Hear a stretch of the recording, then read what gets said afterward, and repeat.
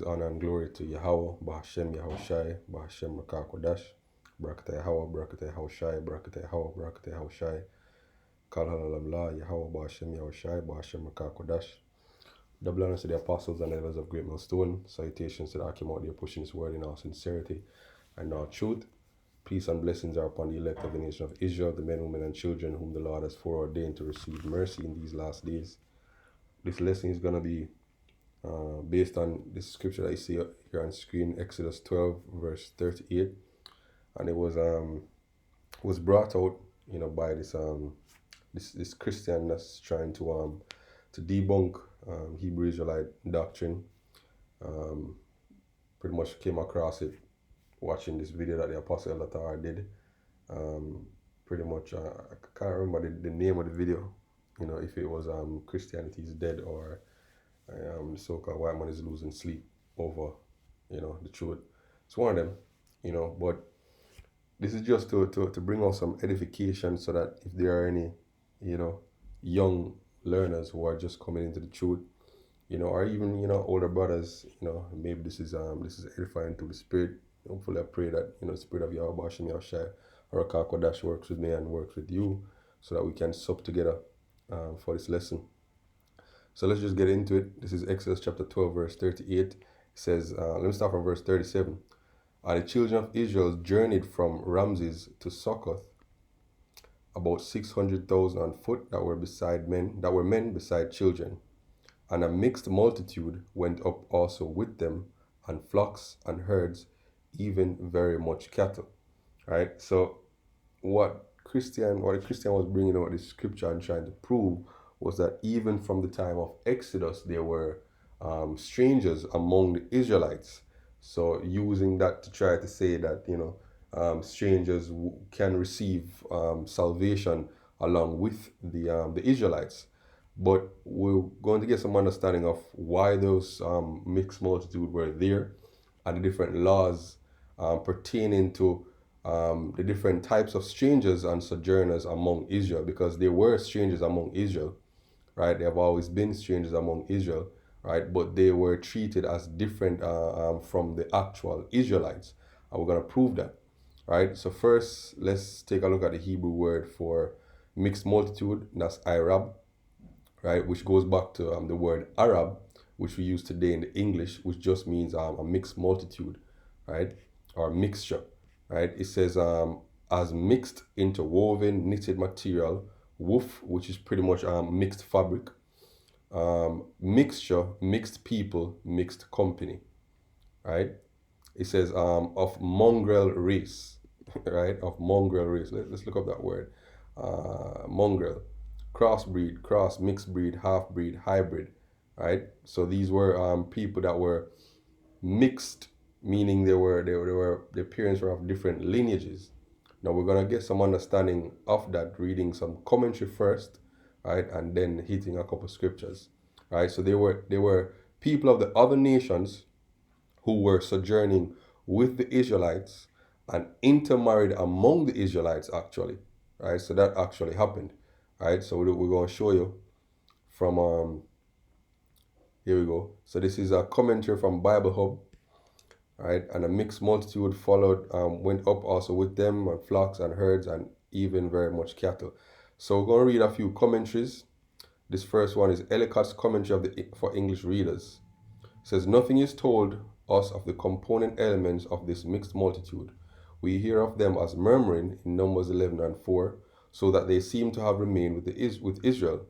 Some may have been Egyptians impressed by the recent miracles, some foreigners held to servitude, like the Israelites, and glad to escape of their masters.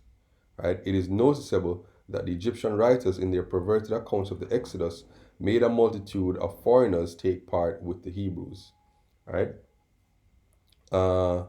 Jumping over to the Cambridge Bible for Schools and Colleges, it says non-Israelites. Right? The same word used in Nehemiah chapter 13, verse 3, which we'll get, of various kinds are meant. Example, Egyptians who had intermarried with Israelites. And we see one example of that, and we're going to read that. This is Leviticus chapter 24, verse 10. And the son of an Israelitish woman, right, let me look that up. I didn't really look that up. Israelitish. All right, so a woman of Israel, pretty much. All right. A second here. All right, so Yashar Allah Yah. Yashar Allah Yah. Right? A female descendant or inhabitant of the nation of Israel. Right? Jezreelitis, female descendants of Israel. Right? Israelitish. So this is talking about a female descendant of Israel. Right? So a daughter of Zion. Right? So let's get into it back. This is Leviticus 24:10 again. And the son of an Israelitish woman whose father was an Egyptian. So this Israelite woman, right, mixed with an Egyptian man to produce a son. And that son, obviously, then is an Egyptian. Right? Let's read what that son did. Went out among the children of Israel, and this son of the Israelitish woman and the man of Israel, right, strove together within the camp. So he was causing divisions, right? Causing trouble, pretty much stirring up trouble, stirring up strife. Right? So notice how it differentiated the son of the Israelitish woman from a man of Israel, right? Because it didn't consider that woman's son an Israelite, right? And the Israelitish woman's son blasphemed the name of the Lord and cursed, right? And they brought him unto Moses, and his mother's name was Shilomith, the daughter of Dibri of the tribe of Dan. So she was a Danite. And they put him in ward that the mind of the Lord might be shewed them.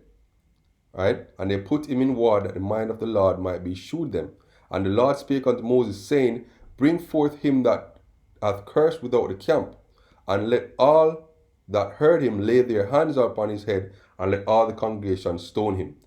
And thou shalt speak unto the children of Israel, saying, Whosoever curseth his power shall bear his sin, and he that blasphemeth the name of the Lord, he shall surely be put to death, and all the congregation shall certainly stone him, as well as a stranger, right, which is God, which we're going to get into, right, and he that is born in the land, when he blasphemeth the name of the Lord, shall be put to death. So this Egyptian, because his father was an Egyptian, but his mother was an Israelite, he was causing contention among the camp, because he was striving with an Israelite man, right, and cursed and blasphemed the name of Yahweh, right, and they stoned him for it, right. So yes, there were mixed multitude among the Israelites, right. There were and those mixed multitude intermarried with the Israelites, right. But what that mixing caused was confusion, and it also caused some of the children of Israel to go off after other gods,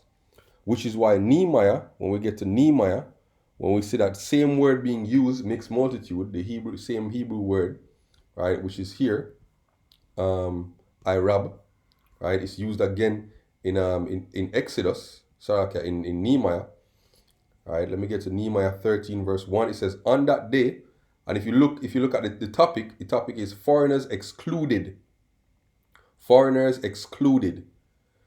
On that day, they read in the book of Moses in the audience of the people, and herein was found written that the Ammonites and the Moabites should not come into the congregation of God forever, because they met not the children of Israel with bread and water, but hired Baalim against them, that he should curse them. Howbeit our God turned the curse into a blessing. Now it came to pass, when they heard the law, that they separated from Israel all the mixed multitude. Right? Why? Because those mixed multitude that were among them were causing them to do what? To fornicate, meaning go after other gods. I believe this is also in Nehemiah chapter, I believe it's chapter 3. Not sure exactly where it is. Right? Well, I'll get it another time. But pretty much what Nehemiah wanted to do, right, was separate, the strangers from among the congregation of Israel, because it was causing confusion, Right? So yes, there were a mixed multitude that left with the children of Israel when they came out of Egypt, and those mixed multitude were of other nations, and those mixed multitude intermarried among the Israelites, right? But that caused division and confusion, and an example of that we read was in Leviticus chapter 24 verse 10, Let's read another commentary and then we'll get into the different strangers. This is the Benson commentary. It says, some perhaps willing to leave their country because it was laid waste by the plagues, but probably the greatest part was but a rude, unthinking mob that followed they knew not why.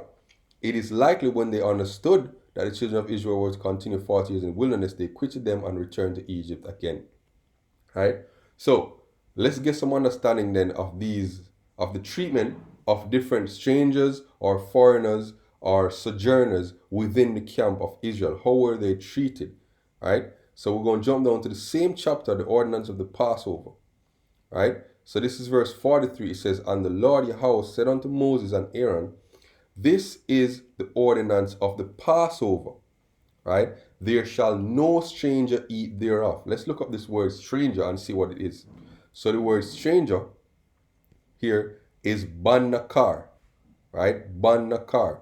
Now the word nakar in the Hebrew, right, means a literal stranger, right? A foreigner, alien, foreignness, that which is foreign, foreign gods, foreignness, alien, foreigner, vanities. So this is an actual stranger, right? There are two words for strangers, well, three words we're going to get into for strangers and foreigners in the scriptures.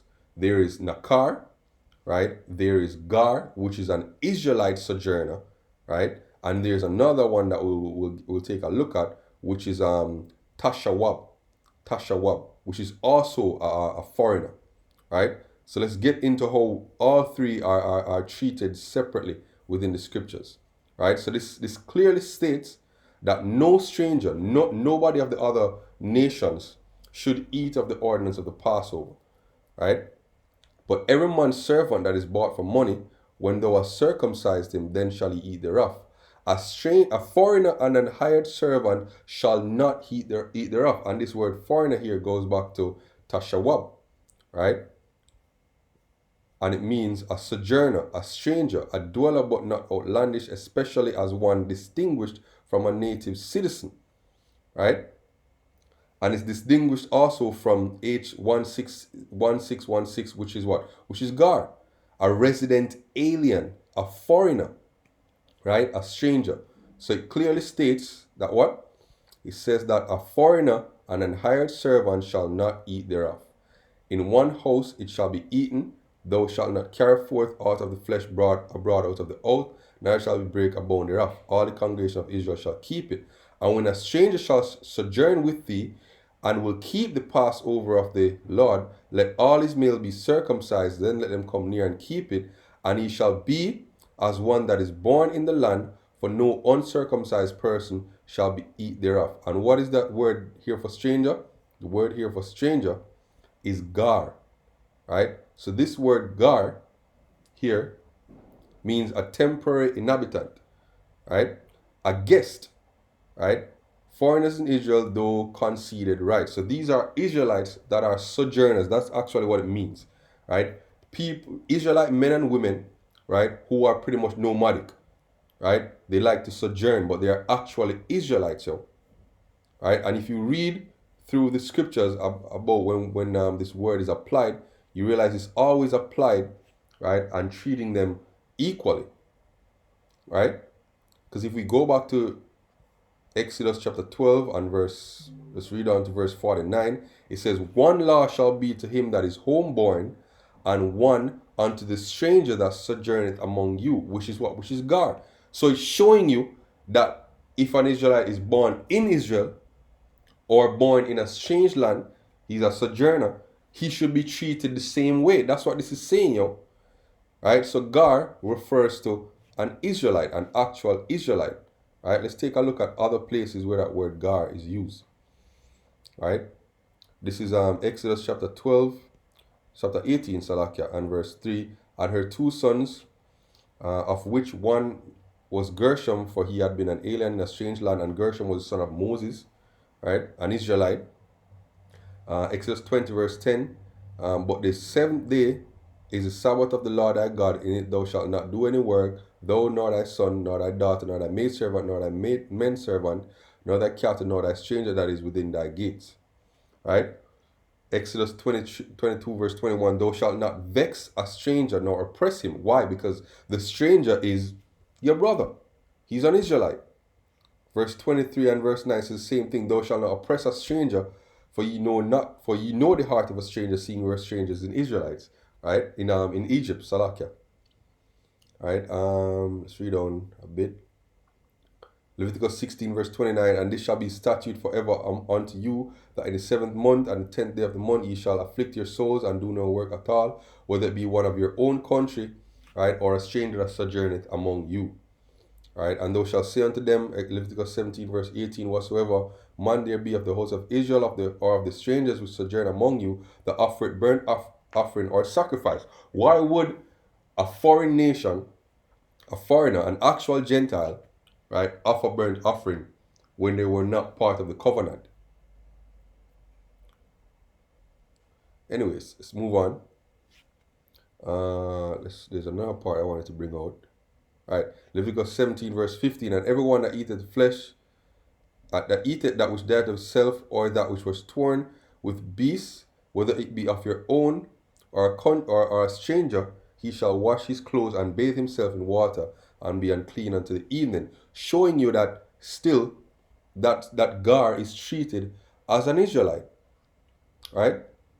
Leviticus 18 verse 26, ye shall therefore keep my statutes and my judgments, ye shall not commit any of these abominations, neither of your own nation nor any stranger that sojourneth among you. Right? Leviticus 19 verse 34, but the stranger that dwelleth among you or with you shall be as one born unto you or among you, and thou shalt love him as thyself. Because what? Because he's an Israelite. The scripture tells you that. It's one of the greatest commandments that I quoted. Thou shalt love thy neighbor as thyself.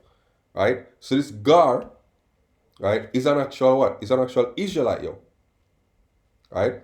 Let me read it again. But the stranger that dwelleth within you or with you shall be shall be unto you as one born among you, and thou shalt love him as thyself. Right? For ye were strangers in the land of Egypt. I am the Lord your God. Right? I believe that was all the points I wanted to make from that. 24 and 22 is also good. Right? You shall have one manner of law as well for the stranger as for one of your own country, for I am the Lord your God. Right? Pretty much it. Right, so now let's take a look at the other side of the coin. Right? The Tashawab. Let's bring it up back here. Where was it? Here we go. Right? So this is Leviticus. What I want to bring out was Leviticus chapter 25. Let me just go to it. Leviticus chapter 25. So this is how we would treat the other strangers. Right? Leviticus chapter 25. I'll read from verse 44. It says, both thy bondmen and thy bondmaids. Matter of fact, let's go up a bit further. This is Leviticus chapter 25 verse 38. It says, I am the Lord your God, which brought you forth out of the land of Egypt, to give you the land of Canaan, and to be your God. And if thy brother that dwelleth by thee be waxen poor and be sold unto thee, thou shalt not compel him to serve as a bond servant. Meaning, he will not be a slave, yo. You can't mistreat him, but you will treat him what? As an hired servant, as a sojourner, and he shall be with thee, and shall serve thee until the year of Jubilee. And then he shall depart from thee, both he and his family, and shall return unto his own family, unto the possession of his fathers shall he return. For they are my servants, which I brought out of the land of Egypt. They shall not be sold as bondmen. So they shouldn't be sold into abject slavery, absolute slavery. Right? They should be treated as hired servant or indentured servant, if you want to put it that way. Right? Thou shalt not rule over him with vigor, but shall fear the Lord thy God. Why? Because he's an Israelite. He's just in debt, and he's working off his debt. Right? So here's the difference now. Here gonna come the difference. Both thy bondmen and thy bondmaids, meaning actual slaves, which thou shalt have, shall be of the heathen, right, that are round about you. Of them shall ye buy bondmen and bondwomen. Moreover, of the children of the strangers that sojourn among you, and that word strangers there goes back to Tashawab, right? This is it right here. Leviticus 25 verse 45.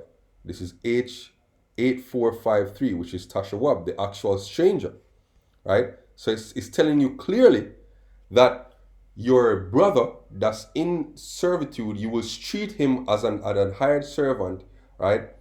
Or a sojourner. You will not treat him as a slave. But the Tashawab that's among you, him will you buy for actual bondmen and bondwomen, right? It says, moreover, of the strangers that do sojourn among you, the Tashawab, the actual strangers, of them shall ye buy, and of their families that are with you, which they begat in your land, and they shall be your possession. You will own them. That's the difference between an actual Israelite that's sojourning among you, a Gar, right, which was treated as an Israelite, which was loved as an Israelite, right, which all the laws applied to as an Israelite. That's Gar. And then we see Nakar and Tashawab, which are treated as what? As strangers, as bondmen, as bondwomen, and as possessions, right? And ye shall take them as an inheritance to your children after you, to inherit them for a possession. They shall be your bondmen forever, right? You see that? So you will own them forever. That's the place of the heathen, to be bondmen and possessions for the Israelites. That's what the mixed multitude were there for, yo. To be bondmen and bondwomen, yo. Right? Not to be included into the covenant and be treated as Israelites. It says, but over your brethren, the children of Israel, ye shall not rule one over another with rigor. Right? So you see, it tells you the difference, yo. So it's very clear, right, that this mixed multitude that we read about in Exodus 12, verse 38, right, they were strangers that were not included into the covenant. The actual sojourners among us, the Gar among us, they were treated as Israelites once they were circumcised, right? But the actual strangers among us were not and could not eat of the Passover, right? So that's pretty much what I wanted to bring out. I hope this was edifying to the Spirit. Give me the Spirit to this lesson. Shalom.